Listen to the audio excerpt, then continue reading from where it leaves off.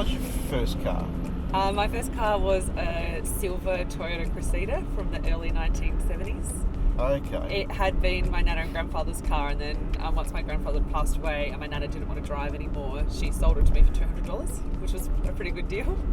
And it smelt like my nana and grandfather, which I know sounds funny, but it smelt like the fisherman's friends, lollies. And so your mum was the mayor of Brighton. Did that have much influence in your political aspirations or going into politics? See, I suppose I grew up watching my mother talking with people in our community and supporting people with challenges and helping to resolve issues.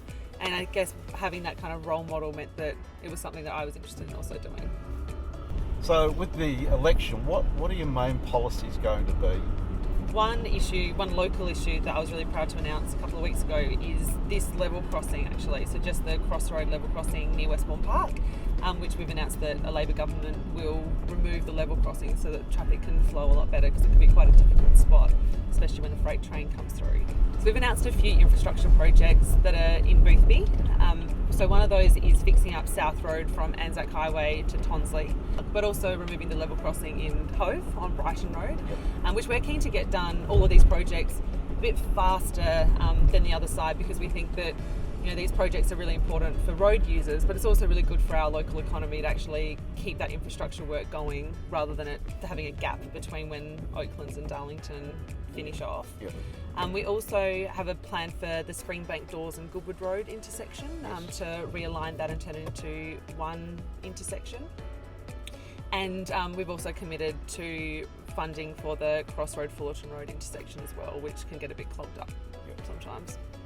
So we've got some great education policies, including early childhood education. And so that's the big part of that, is that we have announced that we'll do 15 hours a week of free early learning education for 3-year-olds. So every 3-year-old in our country, and we've kept the program for 4-year-olds, we'll keep that rolling out.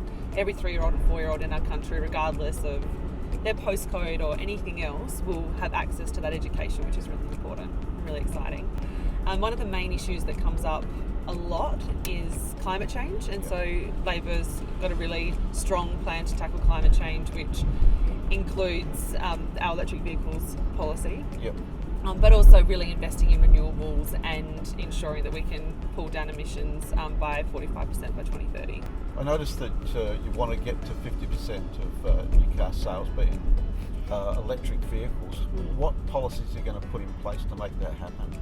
The transition to electric vehicles is already happening, and it's happening very quickly in other parts of the world. And so the Labor Party wants to actually send a message to manufacturers to say, we're ready, we see that electric vehicles are the future, and so we're going to invest in the infrastructure required to make it easier to roll out. And it's 50% of new car sales by 2030. So people don't need to be worried about their current vehicles being taken away. Everyone can still keep driving whatever they want for as long as they like, and even at 2030 you can still continue to not drive an electric vehicle. But we just really want to encourage that movement and encourage the market to come here, because we're ready. In South Australia, we've got off to a very bad start with the road toll and serious injuries. What would a federal Labor government do to help that problem? So the Labor Party is going to re-establish the National Office of Road Safety, which I think is going to be really important. And on a state level, the state Labor Party is really pushing the state Liberal government to reverse their decision around cutting funding to the Motor Accident Commission, because we think they provide a really important role in, educating people and communicating the importance of road safety. My dad taught me to drive, and he was fantastic. My first day of driving, so I got my L's the day before just by going into the office.